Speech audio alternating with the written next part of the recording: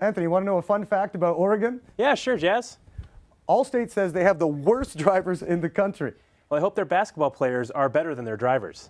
Well, to tell you the truth, they aren't. And we'll tell you about it because Sports Scene starts now.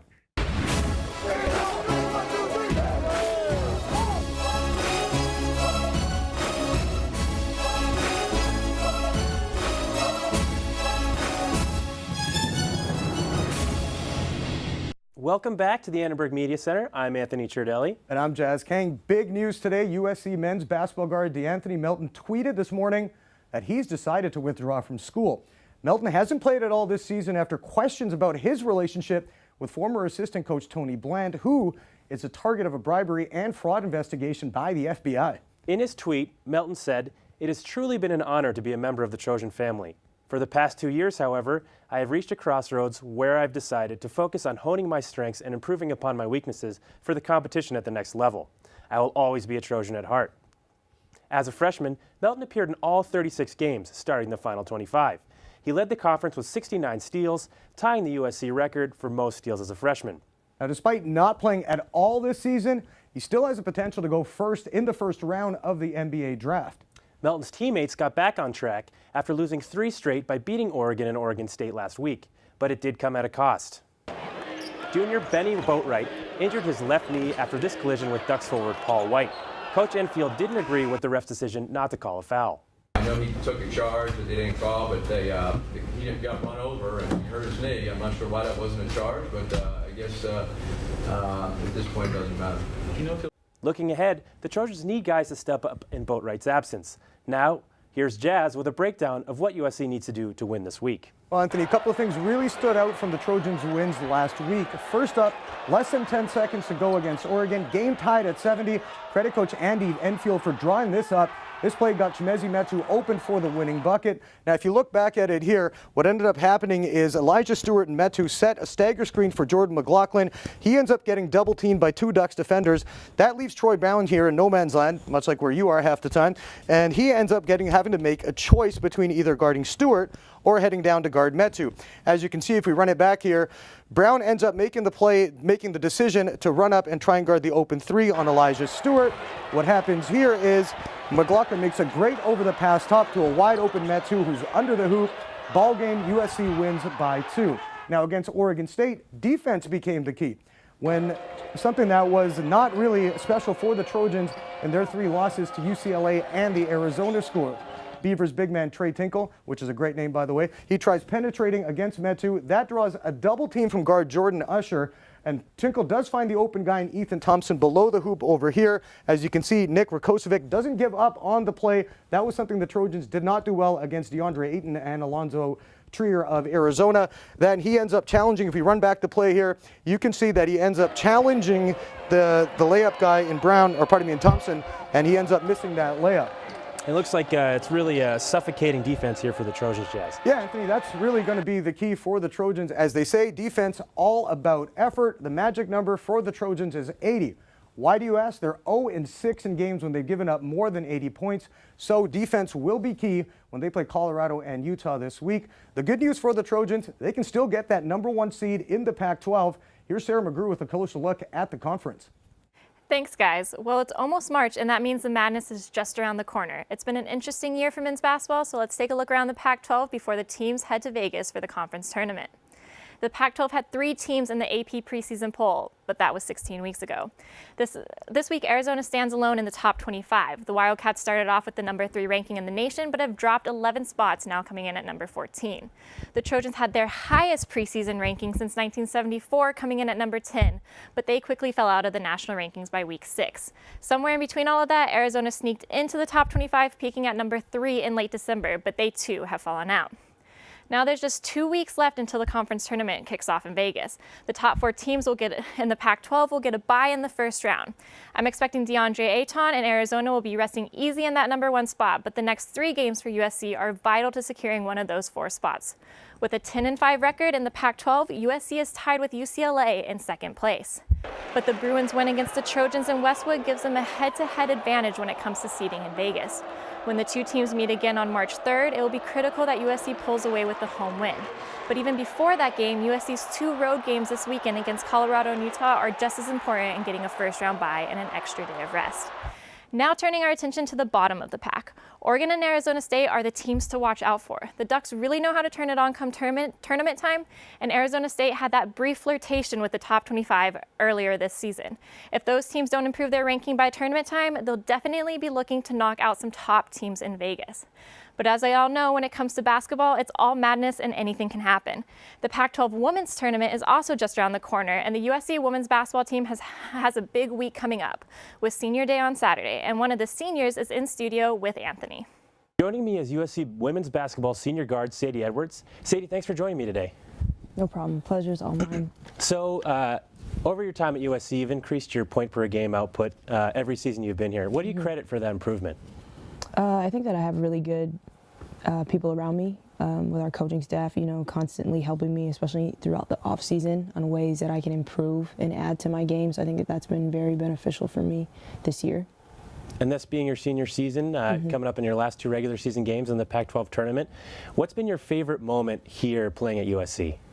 I would say that my favorite moment is just seeing how we've grown as a unit. We're experiencing a lot of success this year, and a lot of people are having some of the best seasons they've had as individuals as well, along with our team success. I know Kristen is having a great year. I know Aaliyah's been having an incredible year.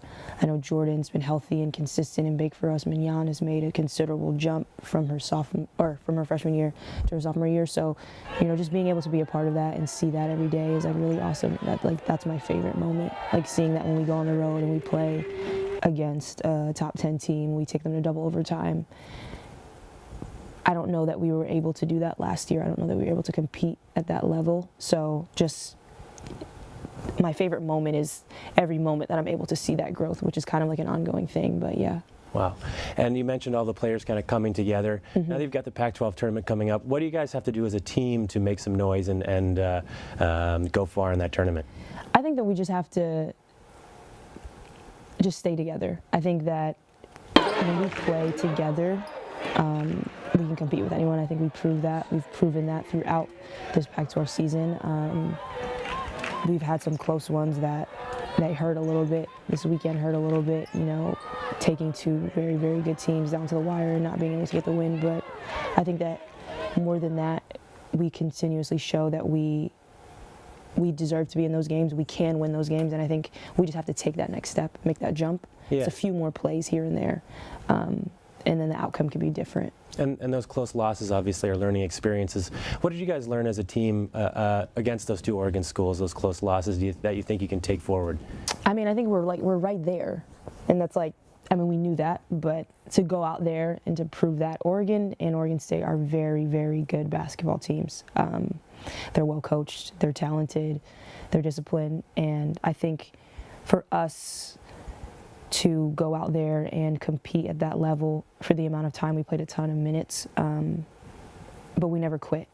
There was times where we got down. Oregon jumped on us early, and it could have went 1 or 2 ways, but we stayed in it, we stayed together, and we took a top 10 team to 2 overtimes on the road. That's a tough thing to do. And then we went back on Sunday, and we lost by a few possessions to another top 15 team. So I think that we have a lot of confidence coming from that. I mean, we're not satisfied. We don't really believe in moral victories, but we know that we can win those games. There's just a few more plays that we need to make, a few more stops we need to get, and then hopefully we'll have a different result in the Pac-12 tournament.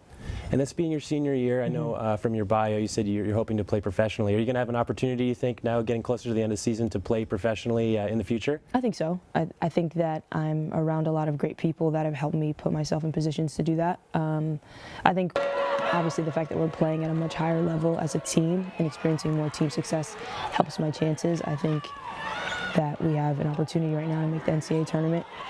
We have to win these 2 games this weekend, and it'll be nice to get a game or 2 in the Pac-12 tournament. But yeah, I think I'll have that opportunity, but I also think that I'm more so focused on winning as much as I can, especially getting into March. You know, it's an exciting time, and it's exciting going into March knowing that you have the opportunity to keep playing. The winner stays, so I'm looking forward to that. And I'm looking forward to watching you guys, your final 2 games and your Pac-12 tournament. Thanks a lot, Sadie, for coming in. No problem. It's been a Thank pleasure. you. The pleasure's all mine. No problem. And with the beach volleyball season about to start, Jody Sullivan caught up with the beach volleyball team to talk about what to expect this spring. For USC women's beach volleyball, starting off with a #1 ranking this season adds a little pressure, but it's nothing that they can't handle. There is pressure. I think it's how you deal with it. This year, kind of our philosophy is obviously we want to defend our title and get a 4-peat, but it's more about this win is for us. The women of Troy graduated 5 seniors. Assistant coach Dane Blanton emphasized the program has established a standard and they have to teach the younger players how much work goes into winning a national championship. The new team will get a taste of championship caliber talent during the alumni match on Thursday. It's huge, just because we have such a strong alumni class.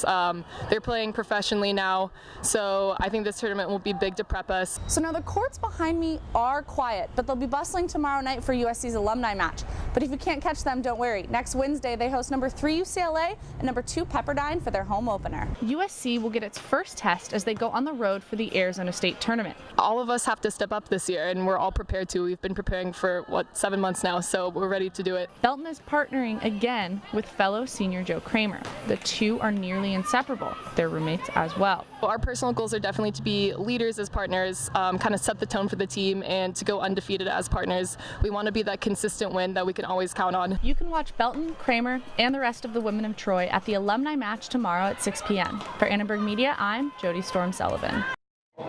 Now moving to the Diamond, the USC baseball team went on the road for the first time this season and picked up a 5-1 win against Long Beach State last night, improving their record to 3-1. This past weekend, USC started their season with a 5-1 loss to Utah Valley University, but the Trojans bounced back to take the final 2 games of the series by the scores of 5-4 and 8-6. After a poor showing on Friday, the team's bats rose to the occasion on Saturday and Sunday. USC scored 5 and 8 runs respectively. Their best outing of the series was a 6-run 5th inning in Game 3. Second baseman Brandon Perez talked about the scoring barrage. I think we were down 4-0, 4-1 at that time, so we were just trying to get a couple on the board just to get us some momentum going into the next innings. And luckily we put up a big lopsided number, and that usually ends up resulting in a win for that team. On the defensive side, the bullpen was a strong suit for the Trojans all weekend. Relievers were responsible for just 3 of Utah Valley's 15 runs into 3 games and held the Wolverines scoreless in the last 5 innings of their 1-run win on Saturday. Head coach Dan Hubbs was pleased with the bullpen's production. Well, I think all weekend the bullpen was great because Manning came in on Friday through 4 innings of 1 run, and then yesterday they went 5 innings of 0, and then today, obviously Solomon gave up those 2 in the 7th, but I thought all in all our bullpen was fantastic. They look to continue their strong play when they start another home series against Villanova on Friday. Back to you, Anthony and Jazz. Thanks, Ade. Thanks, Ade. In the meantime, some NFL news that involves a former Trojan. Houston Texans linebacker Brian Cushing announced his retirement. During his career at USC, Cushing was an All-American his senior year, made the All-Pac-10 first team and 2000 Rose Bowl MVP. Now, Cushing played 9 seasons with Houston, winning Rookie of the Year in 2009 and was second-team All-Pro twice. And thank you for tuning into Sports Scene. Please follow us on Facebook and Twitter at Annenberg Media Sports. I'm Anthony Ciardelli. And I'm Jazz Kang. Tune in next week for all things USC. We'll see you next time.